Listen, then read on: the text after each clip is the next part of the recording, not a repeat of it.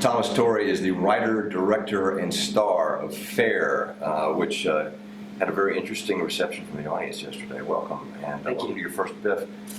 In a nutshell, give us the pitch of the film.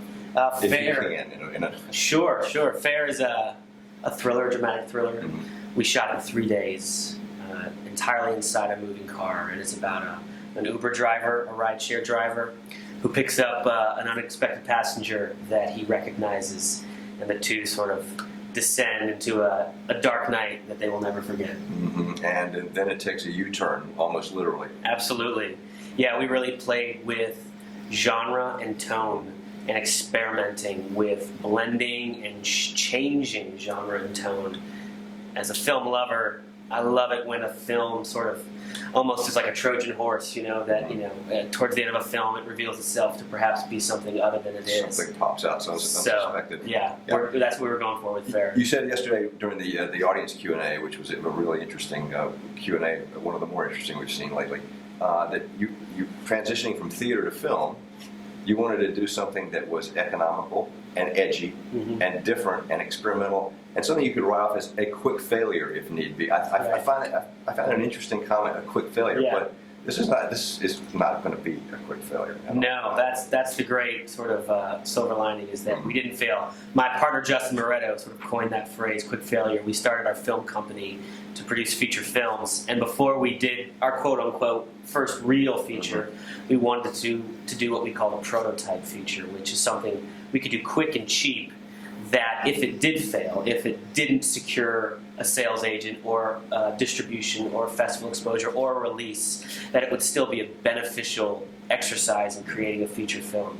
So that's how we approached it, as a prototype, and we knew that the cost would be low enough that we could sort of chalk it up to tuition.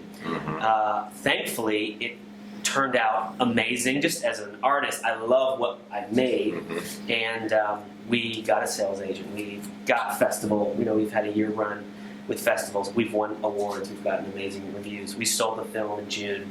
It'll be out worldwide, on Tuesday. So it's been anything but a failure.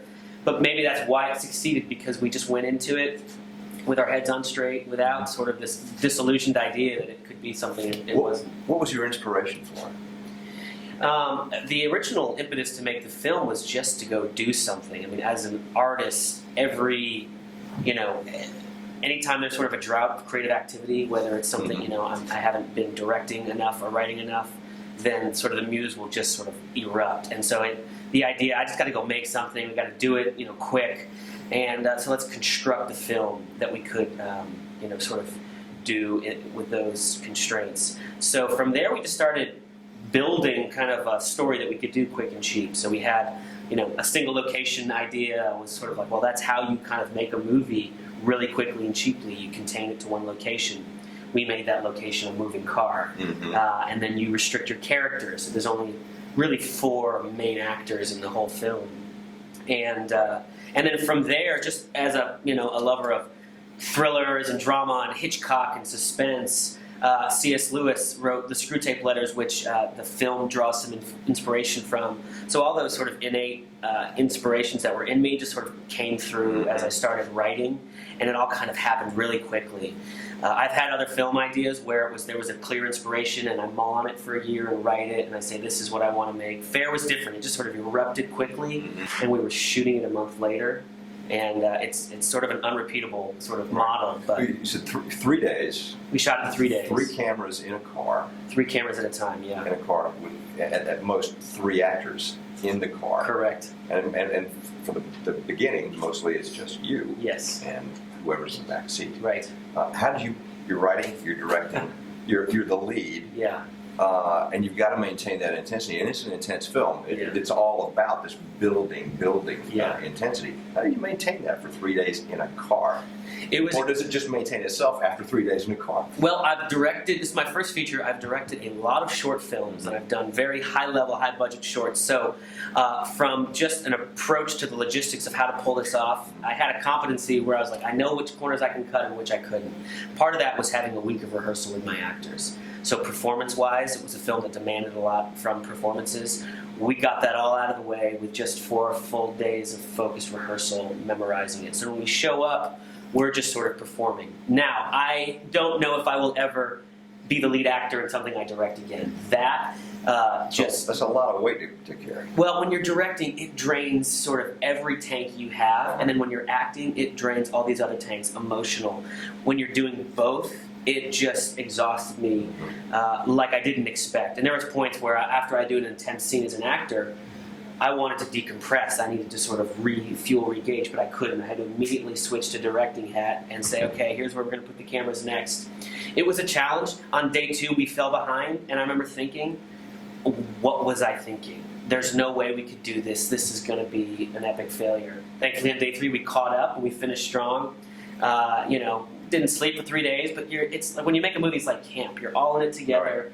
You just love each other. You're all there sort of for the art, and you just do whatever it takes. And it was a blast.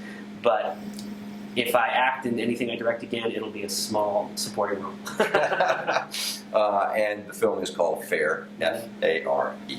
Yep. And where can we find it when it reaches the end of the festival circuit? Yeah, this is our South Carolina premiere. I live in South Carolina. We shot Fare That's right. half in South Carolina, in Fort Mill. You're based in Fort Mill. Yeah, and so this is our hometown premiere of sorts, and it's our last festival of our run.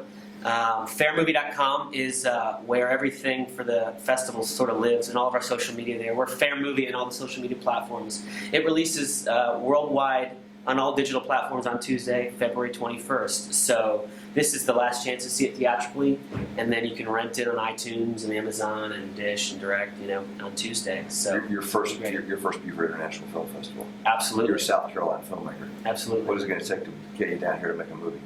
Oh, it won't take anything. I mean, this will be an annual stop for me. This is great. I mean, the South Carolina coasts are famously some of the best in the country. We've been all around. Been to BIFF before, but haven't been for the festival. But I've got so many friends and colleagues who've been here in the past.